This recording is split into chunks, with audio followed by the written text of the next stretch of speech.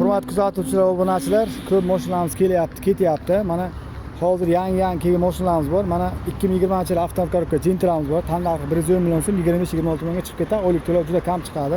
2023-yil mashinamiz bor. Bitta pasportga chiqib ketadi. 1 so'm boshlang'ich to'lovi yo'q. Hech qanaqa limit ham olinmaydi. 2022-yil Cobalt'imiz bor avtomobil. Bu mashina tan narxini 110 million so'm pul qilib beramiz. Hamkorbankdan ham chiqarib beramiz. 3 yil muddatga, 5 yil muddatga 3300 dan chiqadi. Boshlang'ich to'lov 15 millionga chiqib ketadi.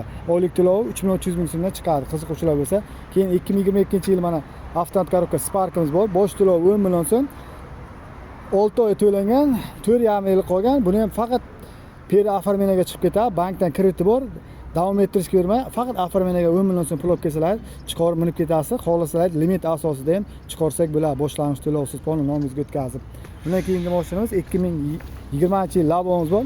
Narxi 55 million so'm, где-то 8-10 million so'm atrofida, 14 million so'm bosh to'lovga chiqib ketadi. Oylik to'lov 3 muddatga 2 million so'mdan chiqadi. Qiziquvchilar bo'lsa.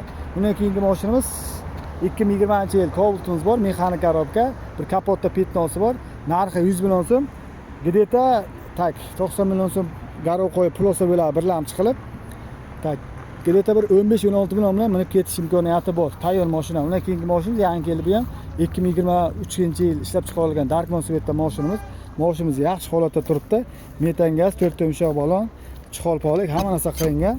Ichlari yaxshi holatda, 95 ming probeg yurgan, monitorlar qo'yib qo'yilgan. Tayyor mashina. Bu mashinamizni boshlang'ich to'lovi 5 million so'm. Narxiga kelsak, narxini где-то 112 million so'm pul qilib beramiz. Qiziquvchilar bo'lsa, pastda raqamlarimizni qo'yib qo'yamiz. Mana bemalol kelingizlar. Aloqaga chiqarasizlar, qiziquvchilar.